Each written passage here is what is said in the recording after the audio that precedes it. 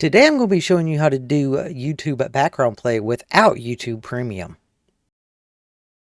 Now, to make this work, you obviously need to have a YouTube account and you need to have headphones attached that is able to sync with your phone. So, for example, as you can see, I have the video playing, but it is playing through my headset. So I'm going to be quiet here.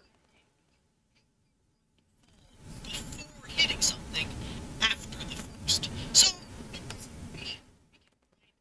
Okay, so as you can see, it is playing through the headset. So how do you get this enabled to be background play? Well, first off, you need to make sure that it is in a scroll down view like this, and then you need to turn the power off on your phone. So just block the phone and then push play on your headset.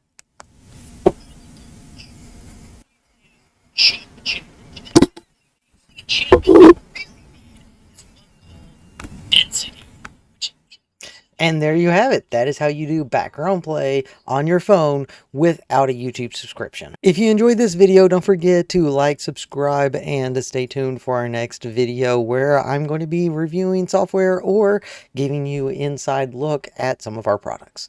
Thank you very much. Have a great rest of your day.